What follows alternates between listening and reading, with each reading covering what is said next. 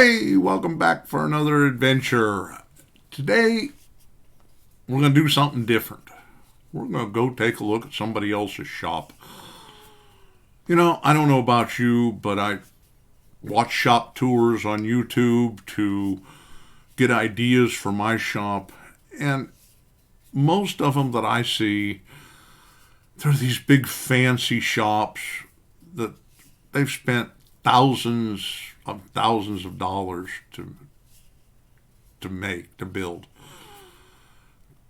I don't have that kind of money. I don't know if you do. If you do, good luck to you. I'm happy for you.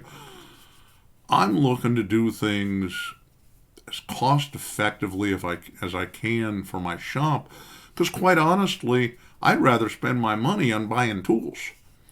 So I've reached out to a woodworkers group that I'm a member of and asked the guys if I can tour their shops and shoot some video. So here we go. This is the first one. This is Gene Hirsch, and he's got a great little basement shop, and we're going to go visit. So stick around. Maybe you'll get some ideas for your shop. And we're also going to look at the projects that he makes. Thanks for having me, Gene. Pleasure. Another basement shop. It's amazing how much stuff you can pack into a little basement. So tell me about your background. How did you get into woodworking? Jack, I retired about 7 years ago from medicine. And after I retired, and I tended to spend a lot of time outdoors, COVID hit. And I found that we weren't going outdoors and getting together with friends so much. And I was interested in finding something else that I could be involved in. I always had an interest in making things, and had a little shop with a little table saw and some tools, but nothing much. But I saw that there were some pretty interesting cutting boards that people were making and putting videos up about on YouTube, and I said I could do that. So I said, well, I'm going to go ahead and outfit a space in the basement with enough so that I can start making cutting boards, and that's how I got started. Okay, and we'll look at some of those cutting boards later. Okay. Basement shop, fairly clean. What do you use for dust collection? Well, that was probably my first project. I wanted to make sure that I wasn't going to be carrying a lot of dust into the rest of the house. So we have a central vac system in the house that we weren't using. We were really using just regular vacuum cleaners. It wasn't working that well. So I had a unit here in the shop, and I'll show it to you, where all the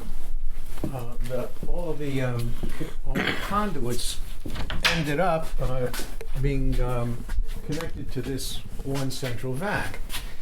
And so I just diverted the input to the central vac out the cabinet and over to a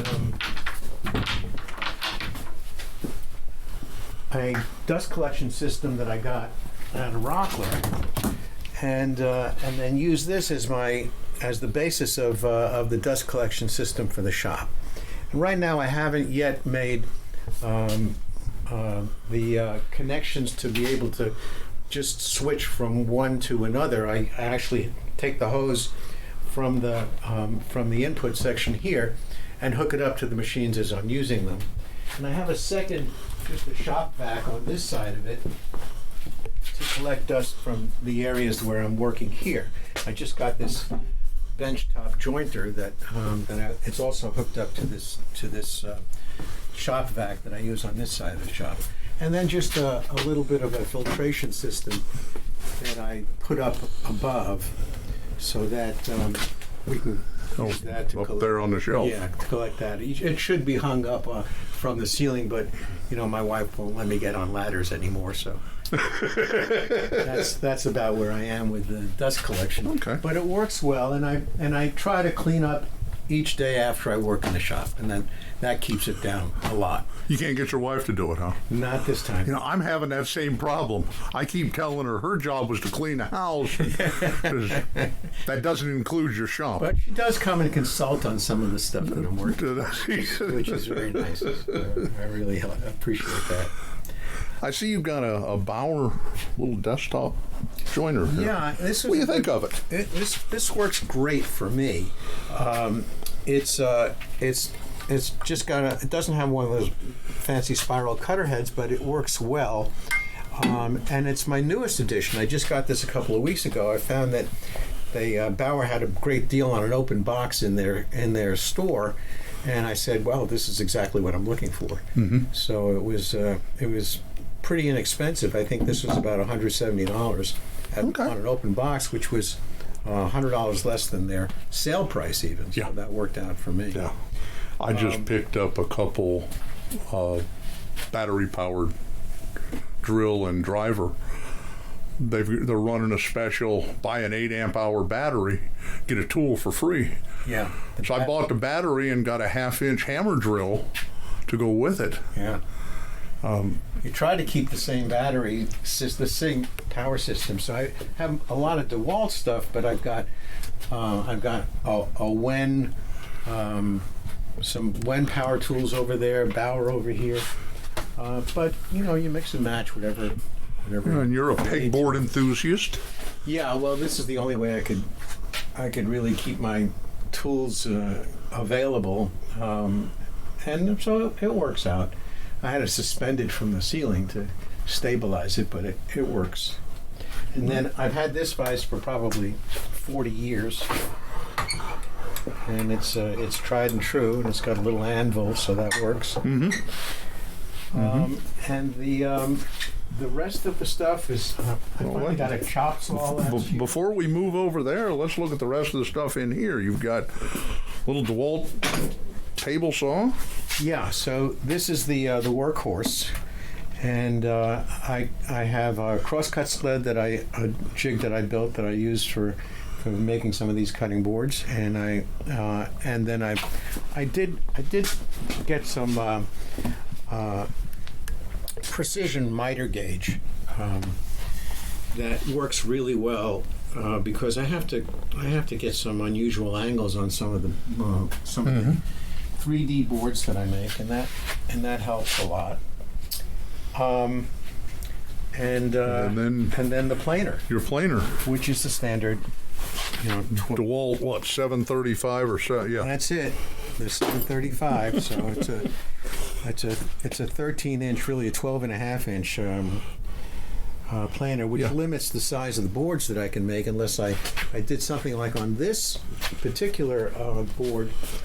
I obviously can't run this through the planer, so I make this in 2 sections, and I do half of the board and the other half, and then I join them, and you really can't see any of the joint. That works out great. This one I have to put a juice groove in, so I'm starting to get that down, and then some, just cut some handles on the router for the grips instead of. I don't put them up on rubber pegs or feet because I like the idea of being able to use both sides. Yes. So yes. And this is a pretty substantial board.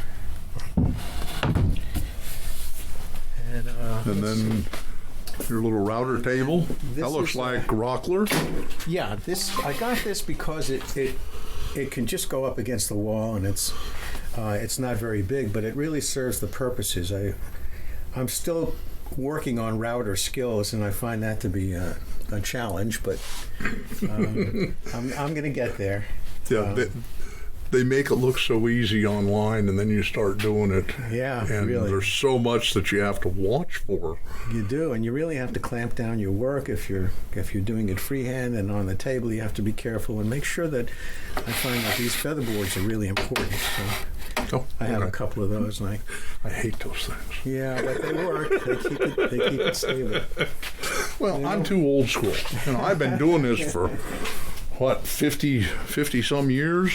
Yeah. So, but just like you, no top guard, No. You don't even have a riving knife in there. Well, that's only because I just took out the cross-cut sled that I had. Otherwise, I'd keep a riving knife. Oh, okay. I have it on the side right here. And then I have wood. I have some sheet wood here, and I have a cousin who sent me a whole bunch of veneer. And one of these days, I'm going to start to learn how to use veneer, but I have a lot of it. Warning! It's the wife! It's the wife! You didn't have to take that? She's just calling to tell me that she's heading out to Marchand. Oh, well, I'm sure that's an important thing for you to know. Okay. Yeah. So you've got some veneer. I've got some veneer, and I've just got some, as I say, some plywood and some other scrap wood that comes in handy, and some wood that I can use to level as a level surface. But this old Parsons table is a great work table for me. Now, do you use a lot of exotic woods? I do. I try to use hardwoods. I almost do everything in hardwoods. Okay. So I've found some really beautiful hardwoods that I tend to make use of in almost all the projects. This is pretty simple. This is just maple and sapele, and that's going to. That's sapele. Yeah, I be a nice one. assumed it was walnut. No. This is going to be a nice pattern once I oil it up and beeswax it. But I keep the Looks like you've got something under construction here. Well, this is the remnant of what I was using to make that. Oh, okay. So these were the initial glue ups, and then you make a mirror image panel of the initial glue up, and that's how you get the 3D design, and then slice it and Slice it and dice it. and get it. You get it in various slices. So these are just some residual pieces that I'll figure out what to do with. And this is the beginnings of another board I'm going to start. Let's see. This one I'm going to slice at a 30-degree angle and then flip, and we'll see how that works out. And I have those unit struts that you gave me, Jack. And I made those into calls, which really work well. And that pipe. Have you tried them already? I've used them on that board. Yeah. So this works really well, and you get really, really tight joints with using this pair of units. So that looks like some of the threaded rod I gave you. And this is some of the threaded rod, and I went ahead and got this on Amazon. I went over to Home Depot and found and measured the thread on this. And they didn't have any of these knobs or any wing nuts or anything else that I could use, so I just ordered them. And it worked out really well, so thanks for that. And these are some of the balls I have down here. These look like all cut-offs. And these are just, remnants. Scraps and remnants. But I took an idea from Ed Gerson and put my bandsaw on wheels and my drill bits on wheels, so that kind of gets that out of the way and gives me more walk around space in the shop. That's working out very well. And your chop saw? And the chop saw is a great tool. Is a 10-inch, 12-inch? It's a 10-inch, I think. Yeah. 10-inch, okay. Yeah. Yeah. Yeah, it's a 10-inch, and it's got the dual bevel compound. Yeah, I've got two of them. I bought a 12-inch, but that was back when I was doing crown molding and stuff, and I needed the big one. And then I had a trim carpenter on a job, had to come into town to do some repair work. He flew in, bought a little Ryobi 7 1/4 chop saw, used it for 2 days, and then said, "You can have it." Well, that was. We don't want it. So I put a metal cutting blade on that, and that's what I used to cut all my rebar and my pipe and stuff for my table legs and stool legs. Well, that's convenient. And so let's see, clamps. Clamps. I have clamps here. I have clamps there. One can never have too many clamps, right? Clamps. I have clamps there. But wherever I can find space for clamps, I put clamps. And and then this is the hardwood. I keep the hardwoods and the softwoods in different areas, but this is the Wenge I'm blocking on the name. Sipilia? No, this is not the Sipilia. The Sipilia is Mahogany? no. Doesn't look like mahogany. No, Padouk, I think. This is the Padouk. Paduke. Yeah, this is Padouk and some hard maple, cherry, and zebra wood, and Wenge. Okay. So I got blocks of that, and that's really the and I have some banana wood here. That also comes. That's a nice wood. And then some Purple Heart. I used most of it, but I have a little bit left. I've heard that Purple Heart turns brown. Yeah, you really lose it unless you put some varnish on it, and don't use an oil stain. Well, that's what I'm wondering, if I epoxy coat it, because the epoxy has the UV protection in it, if it would stay purple. It's worth a try because I'd love to keep it purple, but it doesn't stay that way. Unfortunately, you can't use epoxy with cutting boards because it just scratches up too much. But for anything else, yeah. And then of course you've got your basketball hoop. You got to have that, and there's your crosscut sled. Yeah, that's kind of mix and match, but it works. That's all that matters, right? Yeah, I got it. Squared up pretty well, and then this is a flattening sled. So if I wanted to flatten with a router blade, I can use this setup, and then just some other jigs down here.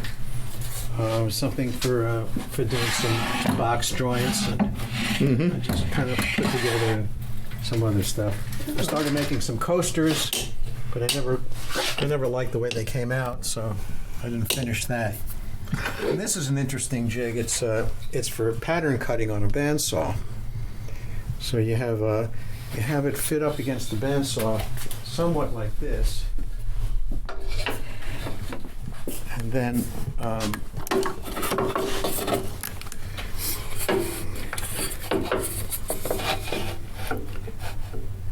then you can run the pattern up against here, and that kind of that gives you a good stability for cutting. Just kind of roughing out the pattern, and then using whatever a router, flush trim bit or something to finish it off. Okay. So these are some interesting things that you pick up on YouTube channels or Woodworking Guild. And oh, sure, that's what it's all about, right? Right. We learn from each other. And here's the more clamps. Here's the oil bath. Okay. I have this is going to need to be refreshed. I have some more oil, and then I use some beeswax as a finish, and I keep some of that stuff up here. This is just some of the scrap wood, and that's for your juice groups, right? For the juice group, right? And that's this is the compound that I use to finish things off with. Okay. Which is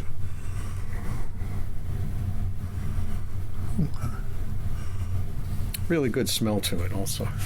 Nice citrusy smell, which I enjoy. oh, nice. Yeah. And when I was doing that tensegrity table that I showed you upstairs, I had an opportunity to buy some cable, some 1/8-inch steel cable, which is great, but then I had to get cable cutters, and I had to get a pneumatic press to clamp the fittings to the end of the cable. Yes. And so that gave me an excuse to buy another tool, which is always welcome. Yeah, definitely. You know, when I die, if my wife sells my tools for what I told her I paid for them. No, you can't reveal that. So, Okay. That's pretty much You got a little bit of storage underneath the table here. Right, so I keep various screws and... And some drawers. There's your screw storage. Yep. So that's all down in here. And just some other random stuff. Sure. And Well, I can't stand to throw anything away. Right. I'll take the screws and the legs and stuff out of things I am throwing away. some safety equipment and some CDs for my music when I'm working and stuff. Okay.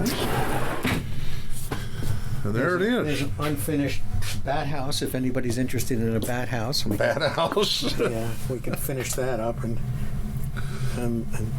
I built one. My son and Augustus got it, and I don't think he's attracted any bats, but they want to keep control of the mosquitoes. But we'll see.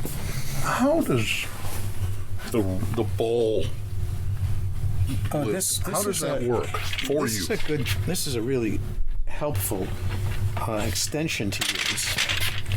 So I use this either with the bandsaw or the table saw if I need to do a long piece.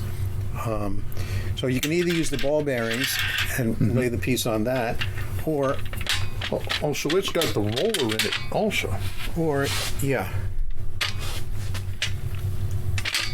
you can use this flat surface or this roller surface. Okay. So you've got three options. Where'd you pick that up at? This was Home Depot. Home Depot. Okay. Yeah. And of course, you adjust the height as you need it, and it's pretty stable. And that's a great in-feed, out-feed extender. For I've had just the rollers once, and they worked well when I had a bigger shop, but now I'm struggling. But we'll get it cleaned out. Okay, let's go upstairs and look at some of your projects. very good. Gene, tell me about your table.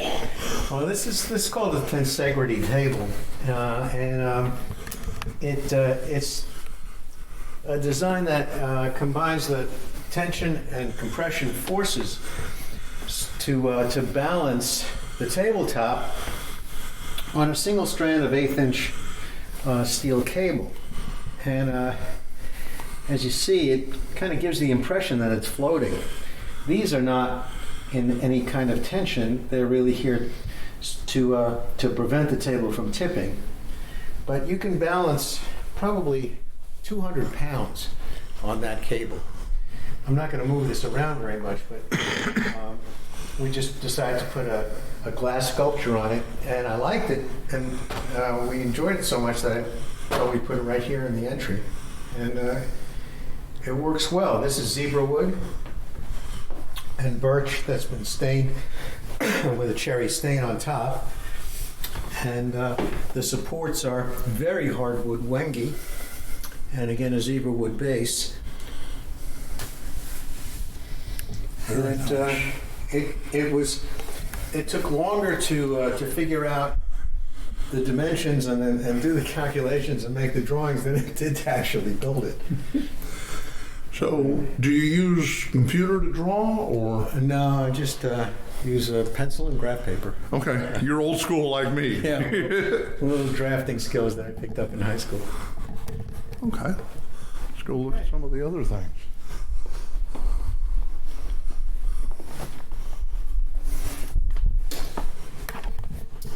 Let's talk about this fabulous chess set.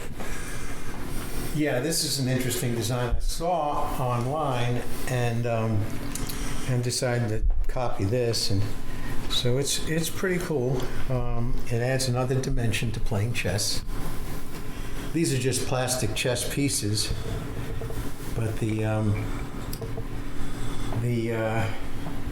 pattern is just a simple progression crossing diagonally. Right, so the And height that's a birch here base. to here is identical, correct? Identical, right, as is the depth, the height on these corners.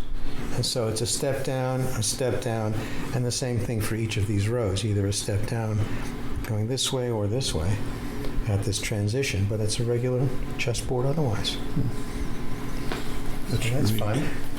And then the rest of the And then things that cutting I've done are boards. really cutting boards and trivets. And I mentioned I made a little roll-around cart and a planter cart as well. And I use these for holiday gifts. I have donated a couple pieces for charity auctions, and they went well. Mm-hmm. And this is a finished project of the one that I did I'm working on downstairs. And I use my little logo that There we go. I'm not sure that shows up as well as on some of these, but Yeah, it's almost too close yeah, for the camera. okay. But So are you- that's how I have fun. This is great. Are you self-taught, or have you Yeah. taken some classes? No, I haven't. It's just all online. Okay. Woodworkers Guild of America has some great videos. I bought some of those DVDs and learned that way, and the rest of it's YouTube. I did take woodshop way back 60 years ago in high school, and I enjoyed it then. We actually had not only a wood shop, but we had a foundry and in the building, and so we would take our wood wood models and make molds out of them, and then pour the metal, and then take them to machine shop and machine them and make something out of it. Oh, nice. So we learned several processes. I wish that would be included in the standard high school curriculum now, because it's a skill that you keep forever. You know, it's such a shame, because I went through the same thing. I did wood shop in junior high, metal shop in high school, auto mechanics. Even in 8th grade, we were the first year that the boys were required to take home ec. They took for one grading period, 6 weeks. All the boys took home ec, and all the girls took wood shop. And it was so funny because the teachers didn't know what to do. With the boys. And You know, they call it human ecology now. It's not. and it was wonderful. But it was so funny because I knew all that stuff. My mother taught me at a very early age, so I already knew how to sew, how to cook, all the things. But some of those kids had no clue. Yeah. You know, back then, I was so upset. Mom would make me help clean the house, help cook, help sew, help garden. But boy, those skills have been so important to me over the years. Yeah. You know, my wife can't sew. We call these hobbies now, but Yeah. they are life skills. She was amazed. So I bought a sewing machine and started sewing stuff. Where did you learn that? I was 7, 8 years old watching Mom, and Good for you. figured it out. Yes, and I wish they would bring more of that back. I agree. You know, it's important skills. And the worst part that I see online, there's so much bad information out there. You know, my background is a builder, and I watch these guys building houses or shops, garages, and they miss so much. And then, you know, I try to very nicely say, you know, hey, I'm a retired contractor. There's a few things you missed. You might want to check. And I'll either get crickets or I'll get, you don't know what you're talking about. And it's like, I'm just trying to help you. Don't argue with You know, experience. You know, it's not, I'm not trying to be negative about it. I'm just, here's a few things. That's how we learn. You know, I've been lucky with the channel. I've had some issues and get some comments. Try this, or here's what you did wrong. Great. I'm gonna go try that. See how it works. That's what I appreciate about our group and about the meetings that we have and the exchanges that we have. I think it's been great for all of us. Yes, We're always learning agree. from each other, which is one of the best ways. I agree. Thanks I for being agree. a mentor also. Thanks for having me over. I appreciate it. It's my pleasure. And I hope you enjoy the video when it comes out. I'll let everybody know. Hope so too. Thanks again, Jack. Bye. Well, I hope you enjoyed that tour and enjoyed the projects that Gene makes in his shop. If you would like to do a tour of your shop and show off what you have, if you're within 3 or 4 hours of Atlanta, Georgia, please reach out to me. Let's get together. As Gene and I discussed in the video, this is all about learning from each other. And let's show everybody what you've got. Maybe you've got some novel ideas that you incorporated in your shop, and it'll help other people. So reach out in the comments. And again, I'm going to ask everybody, please hit that subscribe button, hit that like button. It really helps me as I try to grow this channel. And you guys have a great week, and we'll see you in the next one. Bye.